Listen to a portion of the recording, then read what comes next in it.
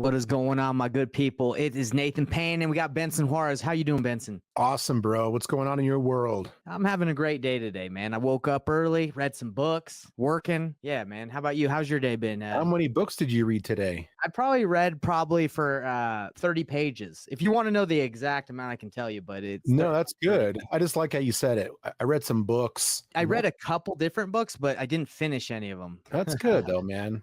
You're doing 99% more than the rest of us out there who want to read books. I know it can be tough, guys. I know. I was there, but now I'm consistent with it. Thank goodness. And that's what we're going to be doing today is we're going to be showing you how to be consistent with using Privy, not only using Privy, but calling seller leads and how to talk to them. So Benson, just to let everyone know who you are and who I am, I'll start. My name's Nathan Payne, been in the business for about 6 years now, wholesale tons of deals. And my desire is to help you guys close more deals because I know how painful it can be to get leads and not be able to convert. And you're just sitting there like, man, what did I do wrong? That's what these calls are for. So you guys can learn how to convert more and do better. Benson, who are you? Yeah, Benson Juarez, industry vet, been around a long time, done all kinds of different strategies, been in the real estate game for 20 years, prop tech, angel investing, got my hands in a little bit of everything, probably too much, right? I need to probably focus a little bit better, but I love these calls, right? Because we get to do real stuff. We really get to get in the weeds and talk to leads and agents, and that's what's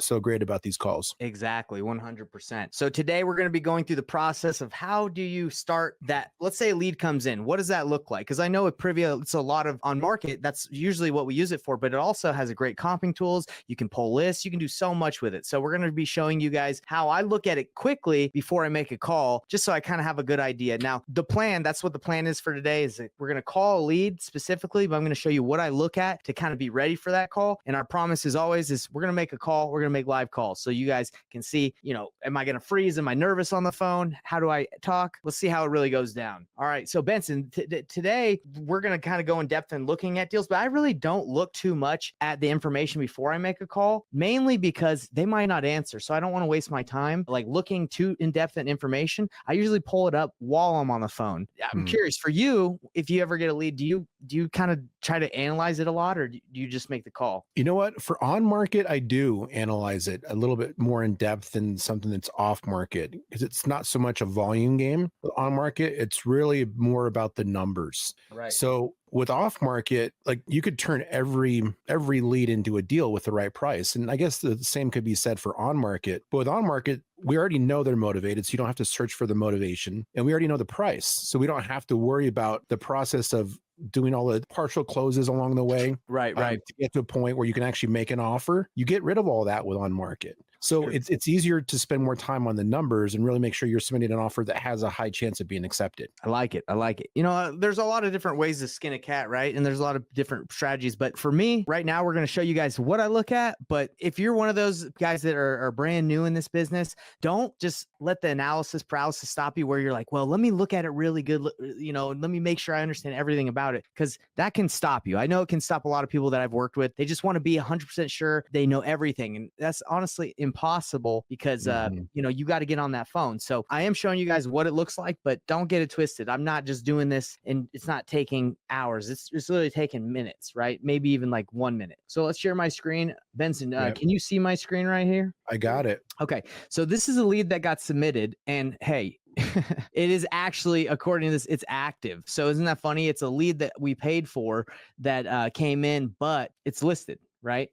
So this happens a lot. A lot of sellers who haven't been able to sell their homes actually list their properties. A lot of sellers who have their homes listed on the MLS will submit a form to a service where we buy houses for cash because they're like, man, this isn't moving. Let me see if a cash buyer can do it quickly. Oh, 100%. Yeah, they're just looking for multiple channels to get that thing off their books, right? They don't care if it sells through the MLS or if they have to sell it to somebody else. Now, it says it's been active for 215 days. Now, that sounds like a lot. If they've been on the market for that long, they're probably extremely motivated. But maybe they can't drop it lower. I'm just assuming that maybe they can't drop it lower than any lower because they probably have a mortgage they have to pay off. They have the fees of listing it with the agent. There's got to be something going on if it has been listed for 215 days, right? And it hasn't moved. Yeah, there's something going on there. I don't know what it is. Obviously, it's price.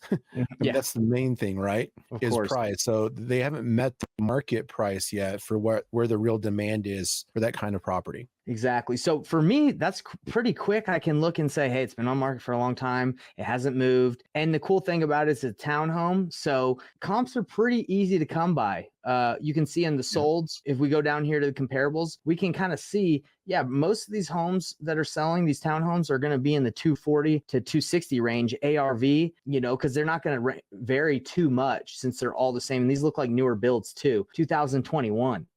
That's 2 years old. So this is not usually something where I'd see this, Benson, I'd be like, oh my gosh, this is an amazing opportunity, because we have to add value when we buy homes for cash, whether that's fixing it up or providing value to the seller where we can get it at a good deal. So let's call the seller. Let's see what we can do. But I'm not too hopeful on this one on being able to get a cash creative, right? Like there may be, depending upon the rents, like this might be a good property for subject to or seller finance. Well, you actually, you took the words out of my mouth. That's actually the play that would be here, right? Is I'm assuming they, they owe pretty close to what they're asking for. So maybe there isn't a lot of equity for a cash offer, but there's still a play on creative. So let me call this lady. Her name's Jacqueline. Let's see what we can get done. All right. All right, let's do it. Let's see. And we already know that a lot of people don't answer their phone when they don't know who's calling. So I usually already expect to call 2 or 3 times in a row. Okay. Then little hang up action. No problem.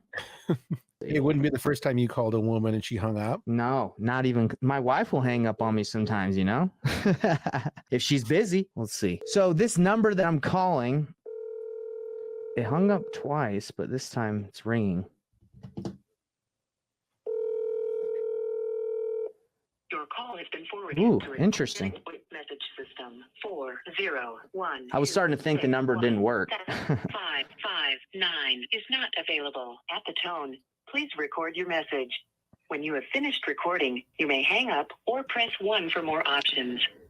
Hey, Jacqueline, my name's Nathan. I'm calling because you submitted some information about the property on Brigade Trail in Pensacola, Florida. If you give me a call back, I'd appreciate it. I'll also send you a text and an email just so you have my contact info. Okay, thank you.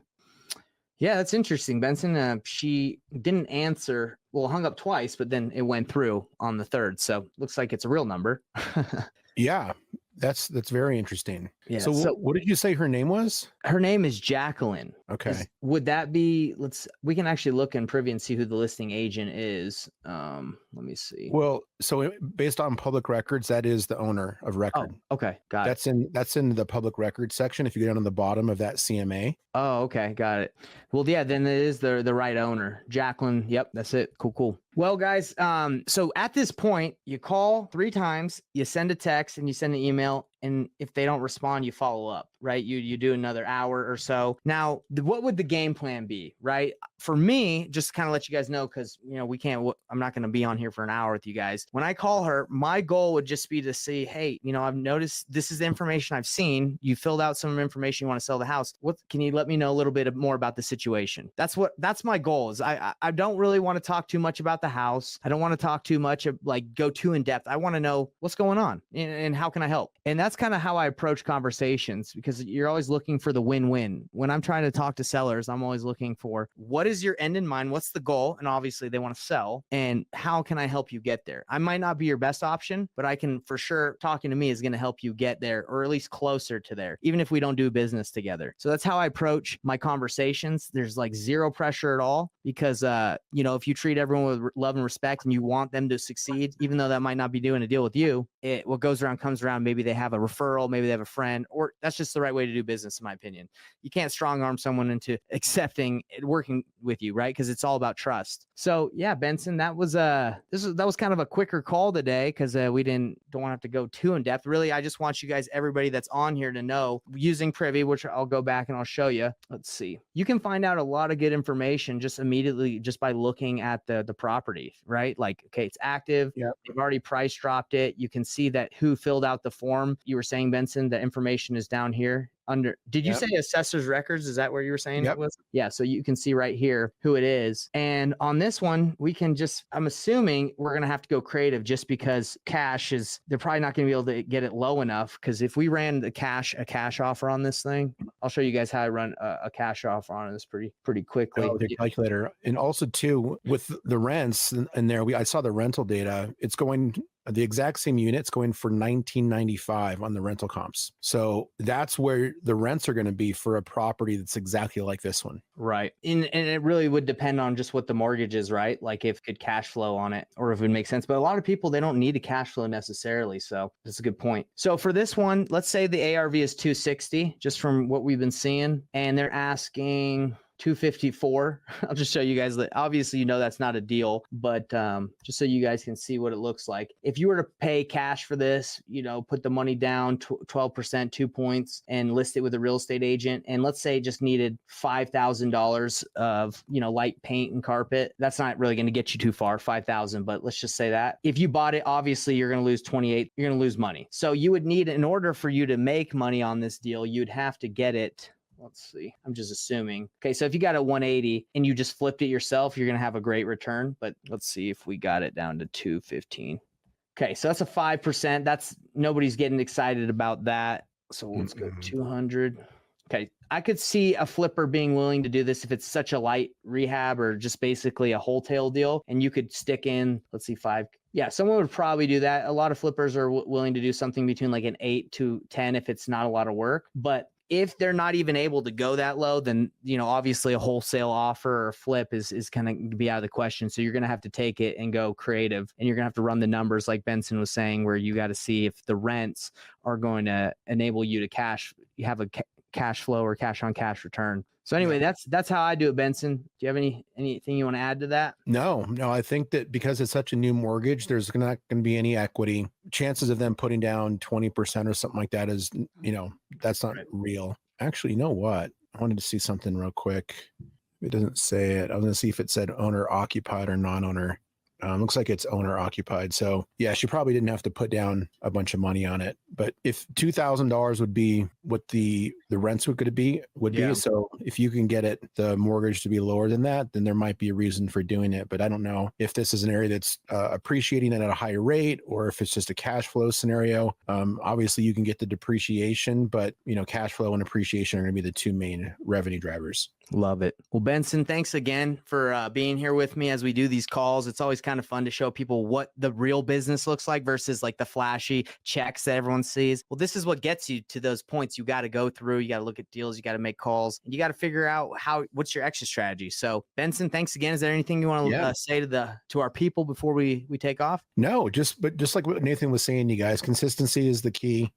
Make those calls. Don't distract yourself with the numbers. That's why Nathan made the point earlier that he doesn't run numbers on off-market deals until after he's made the call, right? A lot of times people will distract themselves with running numbers. So they don't have to make calls and they like, oh my God, I ran out of time. I can't make any calls today because you spend a bunch of time in the system not talking to people. 100%. You get the deals from talking to people and seeing how you can help them achieve their end in mind. Right? How you can help them get what they want. All right, Benson. Well, we're out of here, everybody. Brother. Thanks for coming, Benson. We'll see you next week. All right. Sounds good.